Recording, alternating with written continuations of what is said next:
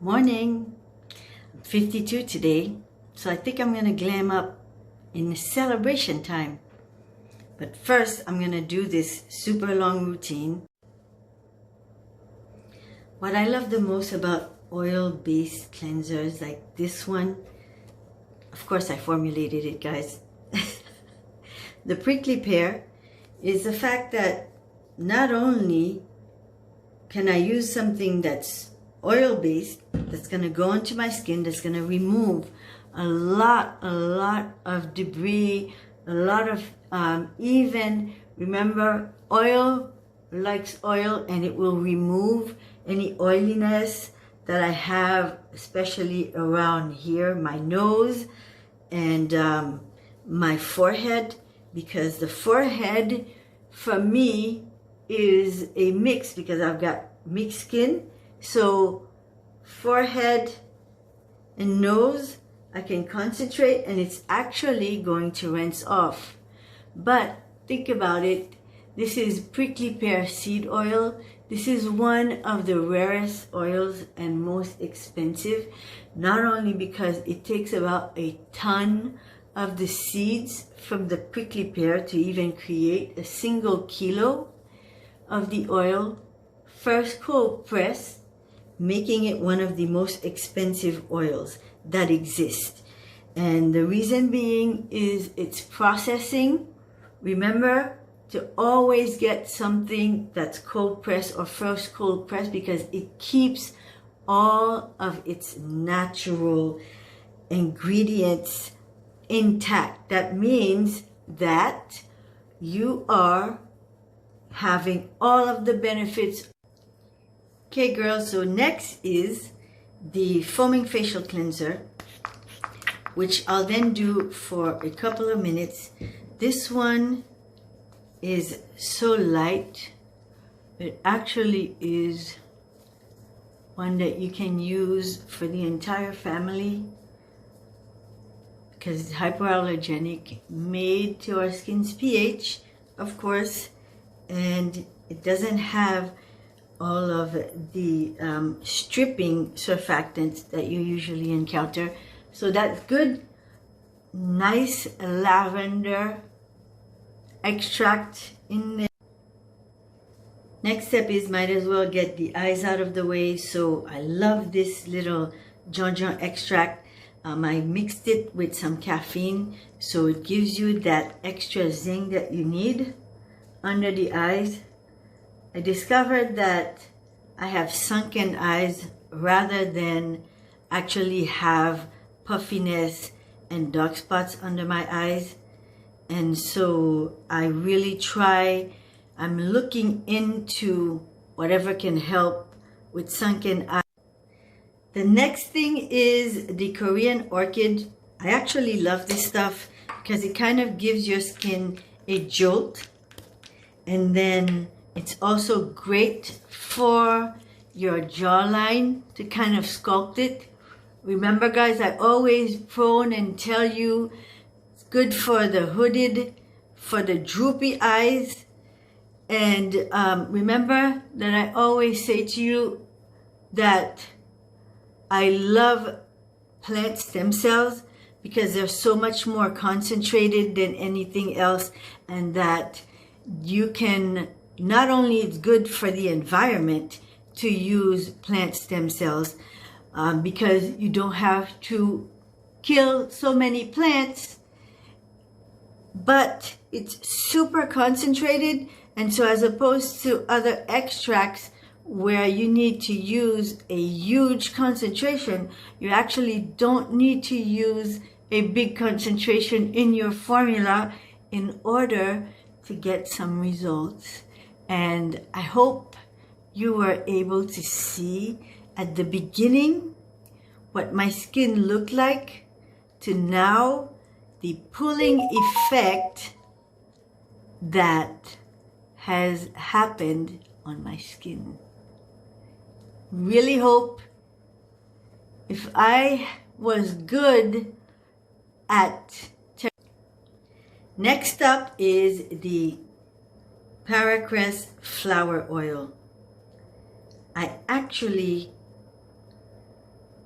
I'm very much in love with paracress, with the whole idea of the paracress flower. This is the little flower that started all of Morganna's alchemy.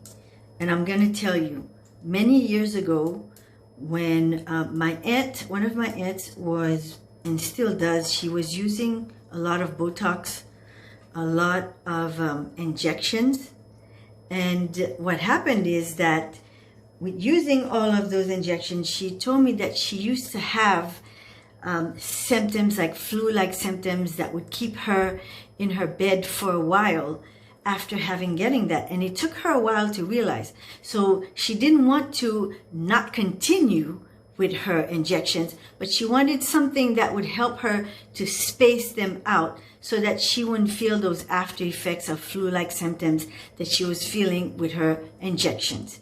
So I researched and researched, and I found out about the paracress flower, which I don't have here, but you can look it up. And the paracress flower is a very wonderful little flower that's used a lot in South America for people to have even their teeth removed.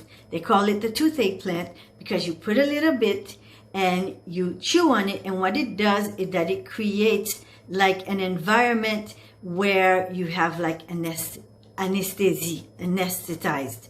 Okay, so some people say that their tongue goes completely numb and that they start to salivate, and so they can even extract teeth. In some parts of Africa, particularly in Madagascar, where you get served foods that are very hot, this little flower is used as a condiment that they put so that most people can take the heat without going completely crazy, or that they need to feel that they need to go to the hospital if you're not used to heating hot stuff. And that's from the anesthetic effect of the paracress. It's got alkalinamides, okay? And that's not a term, a chemistry term that I want you guys to know, but I need you to be aware of this because it's got a lot of it, and that's the active ingredient that's in this little flower that helps to create that effect where your expression lines start to go away. And it actually works. So I have the elixir version, which is the aqueous extract, but I've got this beautiful paracress oil that's super concentrated with the paracress flower oil. I use it straight up. You put 5 or 6 drops. I think I put a little bit more, but you actually put 5 or 6 drops. You heat it in the palm of your hands for at least a good, I would give it a good 5 seconds. Heat it up, because the more you heat it up, then you're going to prepare it so that it can enter your skin. And then you go like this. Count to 10. I don't know if I counted to 10, but you're going to count to 10. And then you go like this.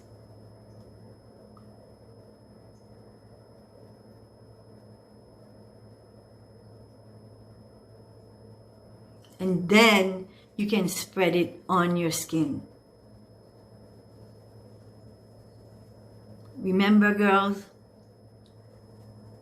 and guys, always do upward motions. Oils are a very, very wonderful thing because when you choose a light oil, remember, I won't tell you to put coconut oil because it's comedogenic and it will actually